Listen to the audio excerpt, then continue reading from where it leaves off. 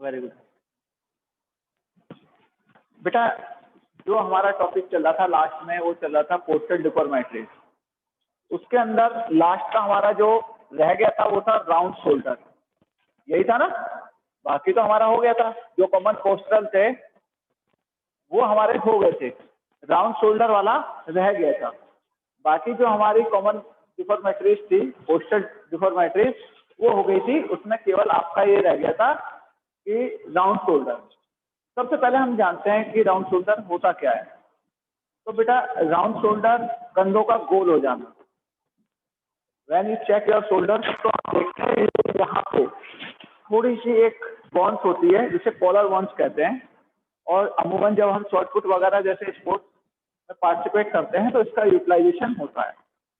But round shoulder में जो हमारे शोल्डर होते हैं वो इस तरह ना होके वो फिर बिल्कुल इस तरह हो जाते हैं, राउंड में गोल घूम जाते हैं।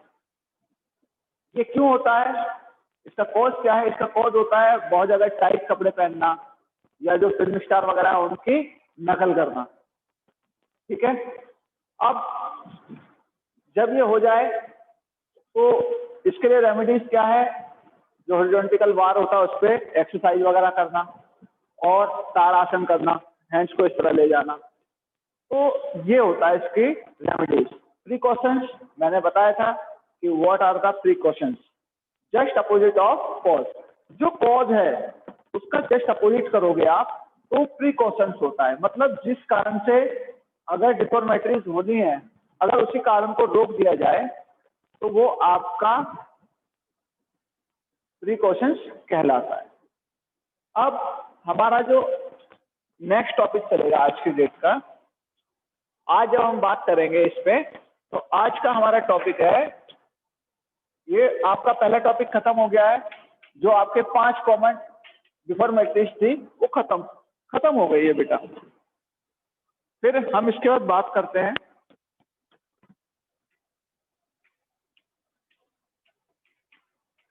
करेक्टिव मेजर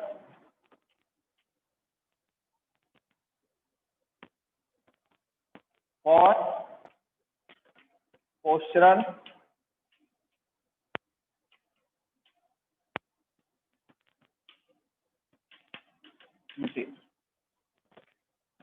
मतलब how can improve our postural deformatory. In first class in starting of the chapter मैंने ये कहा था, ये पोस्चरल डिफॉर्मेटरी जो होती हैं, ऐसा नहीं है कि ये कभी लाइफ में सही नहीं हो सकती है बेटा, बिल्कुल सही हो सकती है। बट इसके लिए हमको वर्क करना पड़ेगा, इसके लिए हमें वर्क करना पड़ेगा, एक्सरसाइज वगैरह करनी पड़ेगी, तब जाके ये जो हमारी डिफॉर्मेटरीज हैं सही हो सकती है। अब मैं 1 बाय 1 आपको बता देता हूँ कैसे कैसे कौन कौन सी सही हो जाती है, डिफॉर्मेटरीज कैसे कैसे सही हो जाती है। तो पहली क्या थी? पहली थी बेटा स्पाइनल कर्वेचर्स। स्पाइनल कर्वेचर्स, जो स्पाइनल कोड होती है रीढ़ की हड्डी, उसका उसका जो कर्व है, कर्व में घूम जाना, कर्वेचर, उसका कर्व में आ जाना, उसमें दिक्कत आ जाना, कर्वेचर। तो इसमें मैंने बताया था जैसे काइफोसिस, लाइडोसिस और स्काइलोसिस। पहली थी काइफोसिस।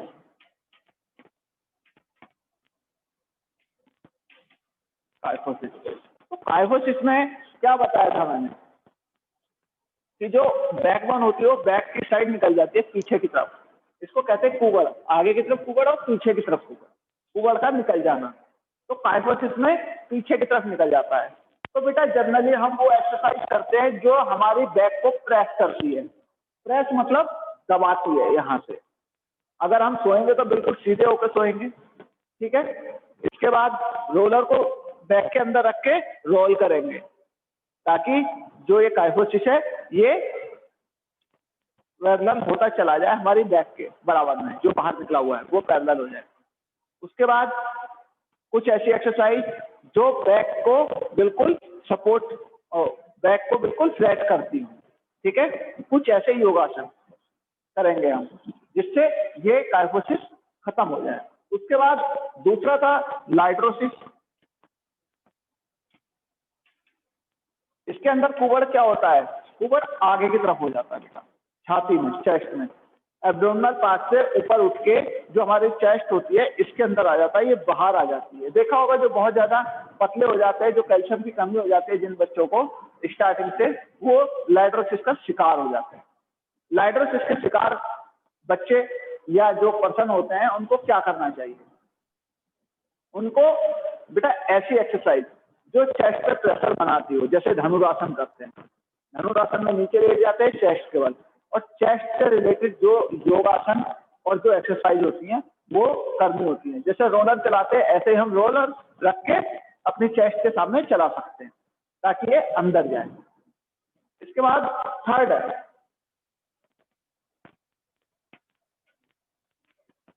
स्काइलोसिस।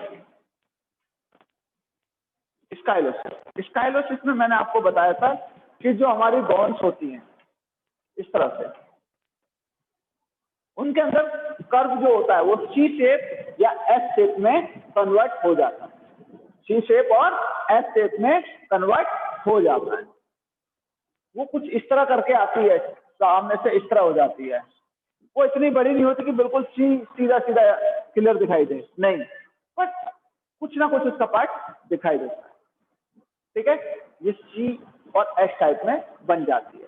तो देखो जैसे हॉरिजॉन्टल बार है उस पर आप लटकेंगे, उस पर सॉरी जो भी जिसको ये डिफॉर्मेटरीज है वो हॉरिजॉन्टल बार पे लटकेगा, और लटकेगा तो उससे उसको पुशअप भी करना पड़ेगा, तो जिससे ये जो कर्व है बिल्कुल सीधा होता चला जाए। ठीक है, और इसके बाद स्पाइनल कर्वेचर्स के बाद था बेटा दूसरा था हमारा फ्लैट फुट। फ्लैट फुट के लिए मैंने क्या बताया था, हम सभी के पैर में एक कर्व होता है, और ये जब ये फ्लैट हो जाता है, मसल्स कमजोर होती है, जल्दी बच्चों को खड़ा होने के लिए मजबूर कर देते हैं चलने के लिए। ठीक है, तो ये क्या होता है, ये फ्लैट हो जाता है, चपटा पैर पड़ जाता है। इसको कैसे हम मेजर करते हैं मैंने बताया था, गीले पानी में पाँव रखते हैं, फर्श पे रखवाते हैं, अगर उसके अंदर कर्व बनता है तो ठीक है, otherwise child face the problem of flat foot, flat foot की प्रॉब्लम को फैला है। तो उसके लिए क्या होता है बेटा, स्काइपर्स होते हैं, उसके जूते आते हैं एक तरह के स्पेशल शूज, और इसके अलावा टोस के अंदर बाहर चलना होता है, हील्स को अप एंड डाउन करके चलना होता है, हील्स जो है उसको अप और डाउन करके चलना होता है, अंदर बाहर करना होता है, लेग को इस तरह से चलना होगा, इस तरह, क्योंकि वो कर्व कहीं ना कहीं बन जाए। इसलिए फ्लैट फुट की जो एक्सरसाइज है वो इस तरह की है कि हील को इनर साइड और आउटर साइड करते हैं, ठीक है, टोस पे चलते हैं। तो इस तरह की एक्सरसाइज करने से जो हमारा फ्लैट फुट है वो कुछ हद तक कम हो जाएगा। अगर हम पूरे कंटिन्यू इसको एक्सरसाइज में रखेंगे तो ये एक दिन खत्म भी हो जाएगा। ओके, इसके बाद था नॉक नीज।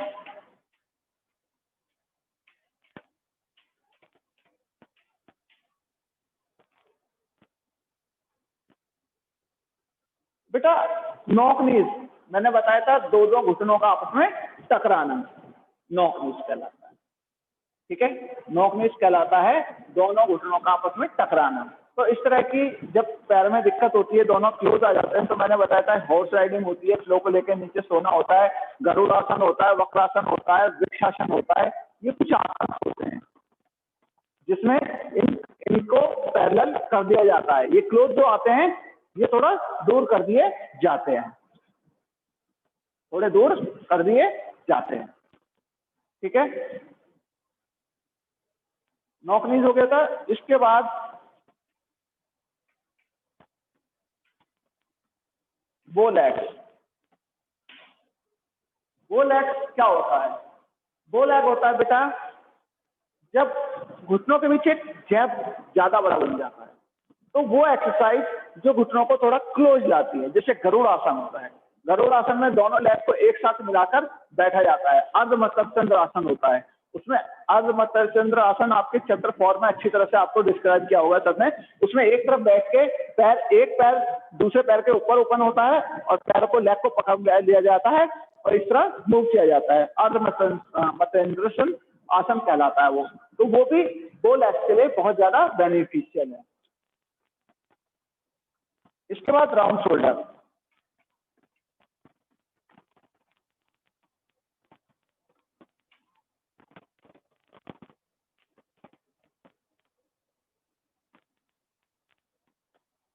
राउंड शोल्डर, तो राउंड शोल्डर में क्या होता है बच्चों, राउंड शोल्डर में जो हमारे शोल्डर गोल होते हैं उनको सही करने के लिए, तो मैंने अभी बताया था आपको कि हैंग करना हॉरिजॉन्टल बार पे। इसके अलावा भी जैसे चक्रासन है, चक्रासन में हम पीछे की तरफ गए, ये हाथों को लेके पीछे की तरफ गए तो चक्रासन होता है। चक्रासन से क्या होता है, चक्रासन से जब हम पीछे की तरफ ले जाएंगे तो इस पर प्रेशर पड़ेगा और ये हमारा जो राउंड शोल्डर है ये कुछ हद तक कम होगा। ठीक है, लेफ्ट को पकड़ के पीछे की तरफ जाना।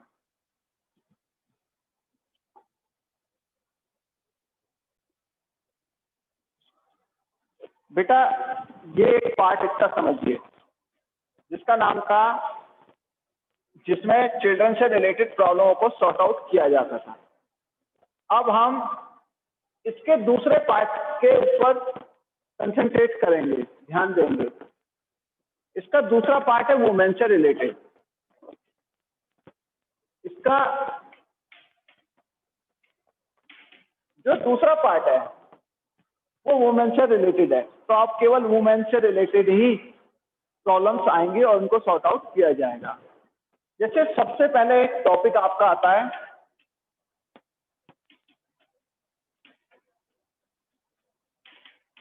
Participation of women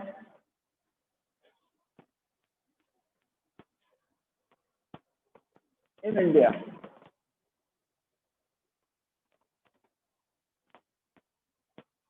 sorry sports party.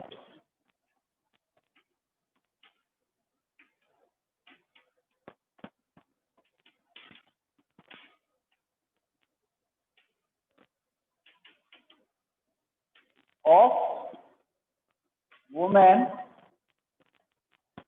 In India. तो अब हम बात करेंगे केवल वुमेन से रिलेटेड प्रॉब्लम्स की, और सबसे पहले ये है कि sports participation of women in India. Women जो होती हैं, लेडीज, लड़की जो भी, बेटा उनका स्पोर्ट्स में क्या भागीदारी है, क्या हिस्सेदारी है स्पोर्ट्स के अंदर, हम इस बात के ऊपर आज डिस्कशन करेंगे। और इसके लिए जो हमने एक कॉन्सेप्ट उठाया है वो उठाया है ओलंपिक। ओलंपिक से हमने एक कॉन्सेप्ट उठाया है, इसमें बेसिक नाम दे रखा है of women in India. India में जो वुमेन्स की प्रॉब्लम है उसके बारे में बताया जाएगा, पर सबसे पहले जब हम कॉन्सेप्ट ओलंपिक का उठाएंगे, ओलंपिक को लेकर हम एनालाइज करेंगे, ओलंपिक को लेकर हम वुमेन के पार्टिसिपेशन का एनालाइज करेंगे, तो हम क्या देखेंगे, हम सबसे पहले देखते हैं कि उसमें केवल इंडियन वुमेन्स की बात नहीं की गई, ऑल ओवर वर्ल्ड की वुमेन्स की बात की गई है। उसके बाद वो बताएंगे हम कि इंडियन वुमेन्स का क्या पार्टिसिपेशन रहा। सबसे पहले हम शुरू करते हैं, इंडियन ओलंपिक का लास्ट चैप्टर था आपकी बुक के अंदर, ओलंपिक का, ओलंपिक वैल्यू एजुकेशन था बेटा 11th में। तो जैसा उसमें आपने पढ़ा होगा कि ओलंपिक को दो पार्ट में डिवाइड किया था, एक एंशिएंट और एक मॉडर्न। तो एंशिएंट ओलंपिक के अंदर क्या था कि जो वुमेन थी उनको राइट नहीं था पार्टिसिपेट करने का, तो छोड़िए उनको राइट नहीं था कि वो देख भी सके गेम्स को, इतना भी राइट नहीं था।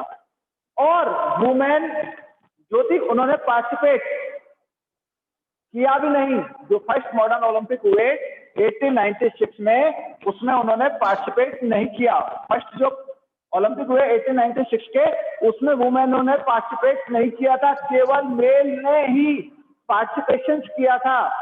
फर्स्ट टाइम वुमेनों ने कब इसमें पार्टिसिपेशन किया, कब किया बेटा? 1900 हाँ जी, 1900 का जो ओलंपिक था उसमें फर्स्ट टाइम फीमेल कैंडिडेटों ने, फीमेल एथलीट ने पार्टिसिपेशन किया था, और वो भी केवल 26 थी। कितनी थी? 23 वुमेन्स ने पार्टिसिपेशन किया था, और केवल 3 इवेंट हुए थे उनके, 2 इवेंट। 23 ने 2 इवेंट के अंदर पार्टिसिपेशन किया था। पर इससे भी ज्यादा आगे बात और थोड़ी सी बिगड़ी। 904 के पेरिस ओलंपिक के अंदर केवल 6 वुमेन पार्टिसिपेट कर पाई 3 इवेंट के अंदर, केवल 6 वुमेन रह गई और घट गई। 1900 में अच्छा पार्टिसिपेशन किया, पर ना जाने 1904 में क्या हुआ कि एकदम से डिक्रीज हो गई, number of the women participation decrease हो गया एकदम। वो केवल 6 वुमेन रह पाई और सब चली गई। और आप ये लगाइए कि वुमेन पार्टिसिपेशन को ऊपर आने में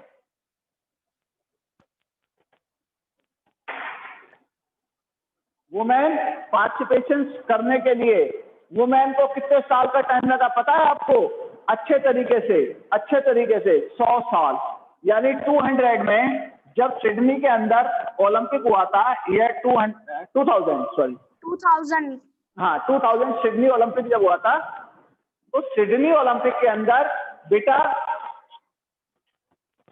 4069 फीमेल कैंडिडेट थी, वुमेन थी, जिन्होंने पार्टिसिपेशन किया था। और मेल कितने थे उस समय? मेल थे 10,500, और ये रेशियो कितना था? 38.4 का। सॉरी, रेशियो परसेंटेज, ये परसेंटेज था केवल 38.4 का, यानी 38% पहुंचने के लिए कंपैरिजन देन मेल 10,500 एथलीट में से केवल 38% महिलाएं थी, 4,069। समझ रहे हैं आप? Yes sir. तो इतना 100 साल बाद भी, यानी 1900 में पहली बार हुआ, उसके 100 साल बाद भी केवल 38% वुमेन ही पहुंच पाई थी। इसमें थोड़ा सा सुधार हुआ, इसमें थोड़ा सा सुधार देखा गया।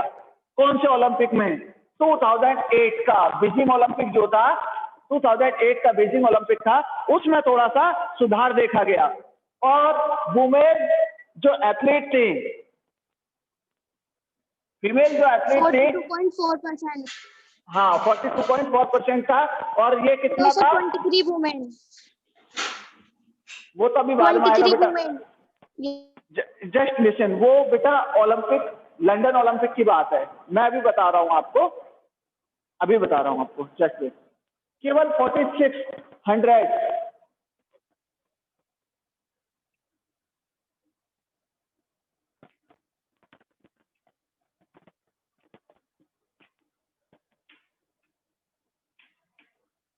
10,700 फीमेल थे 2008 के ओलंपिक में।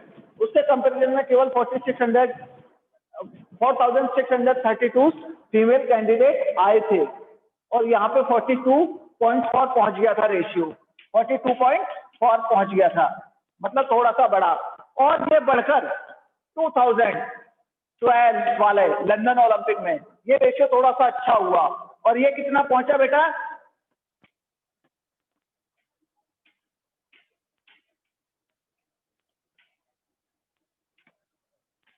जब 10,960 कैंडिडेट आए थे टोटल, उसमें से 4,862 फीमेल थी। कौन से ओलंपिक में? लंदन ओलंपिक के अंदर, जो 2012 में हुआ था लंदन के अंदर। उसके अंदर फीमेल कैंडिडेट 4,862 हो चुकी थी। तो इस तरह कुछ ग्राफ धीरे धीरे ऊपर जाने लगा। जब अभी बात कर रहे थे तो पता चला, उसमें बताया कि केवल 23 फीमेल ने इंडिया की तरफ से, अगर हम इंडिया की बात करते हैं तो 2008 का जो ओलंपिक था उसमें केवल 23 वुमेन्स ने ही पार्टिसिपेशन किया था।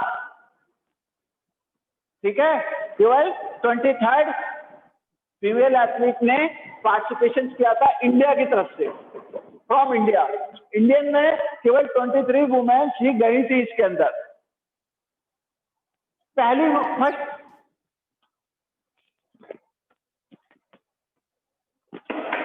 बेटा, अगर मैं फर्स्ट फीमेल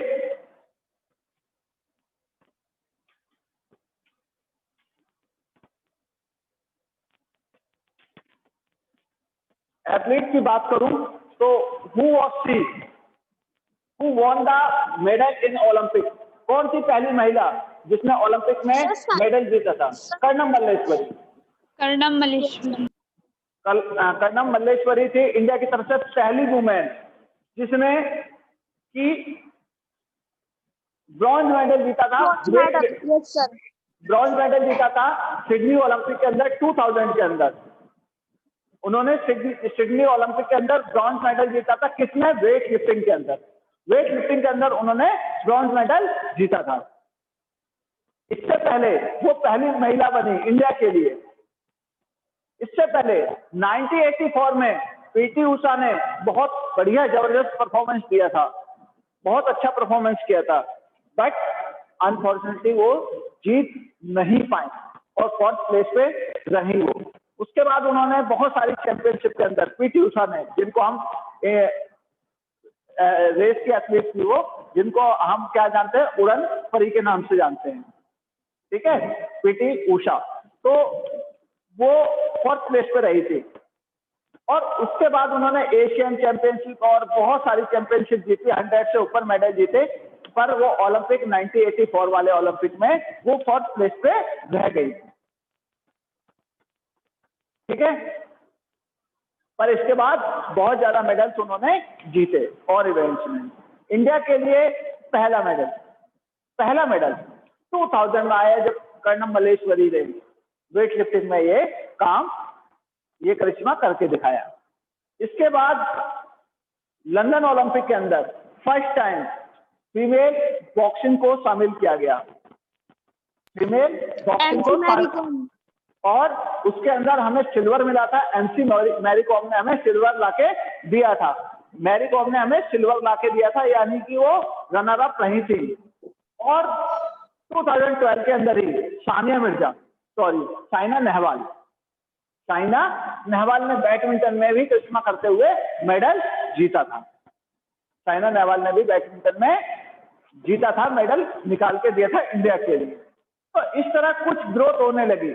और अगर मैं बात करूं रियो ओलंपिक की 2016 की, तो वहां केवल 2 ही फीमेल एथलीट थी, हमारे पास 2 ही मेडल आए थे और दोनों फीमेल एथलीट लाई थी, पीवी सिंधु और साक्षी मलिक जो रेसलिंग में लाई थी, और एक बैडमिंटन में पीवी सिंधु, बेटा पीवी सिंधु मैं बता रहा हूँ ना, पीवी सिंधु। तो ये 2 मेडल आए थे, सिंधु बैडमिंटन और साक्षी मलिक रेसलिंग। तो ये 2 ही मेडल हमारे पास आ पाए थे 2016 की बात करूं। इसके अलावा अगर आज हम देखें तो हमारे पास इतने सारे फीमेल एथलीट हैं, उनका नाम भरा पड़ा है, चाहे वो साइना नेहवाल हो, ठीक है, ज्वाला गुट्टा हो,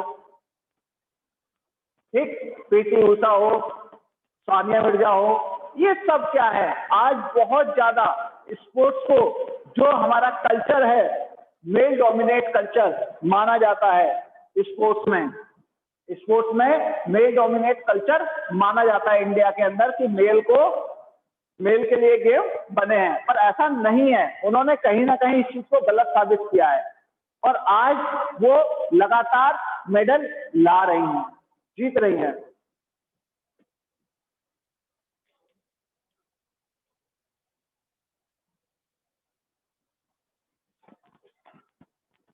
तो ये कुछ एग्जाम्पल थे जिसने हमें बताया कि हम ओलंपिक में कहां से कहां पहुंचे, कब से कब। और सबसे पहली बात अगर मैं आपको बताऊं बेटा, तो इंडिया ने कब फर्स्ट टाइम, इंडियन वुमेन ने फर्स्ट टाइम किस ईयर में पार्टिसिपेशन किया था, किसी को पता है?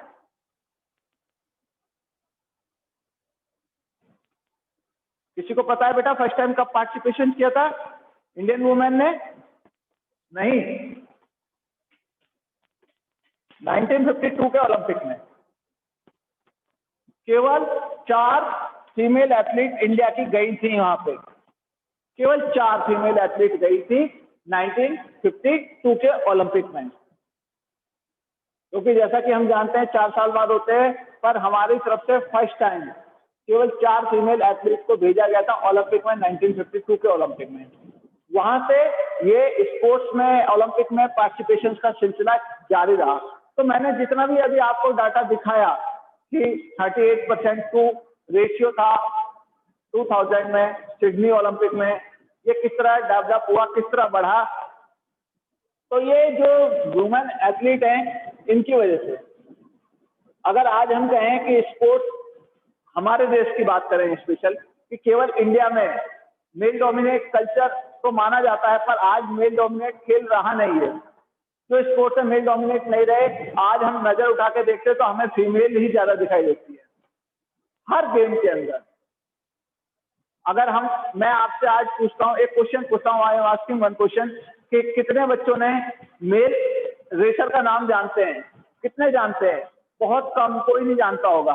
पर अगर फीमेल रेसर का नाम मैं पूछूं तो आप बता दोगे हिमा दास है, सुधा सिंह है, ठीक है, या फिर जो हमारे पास रही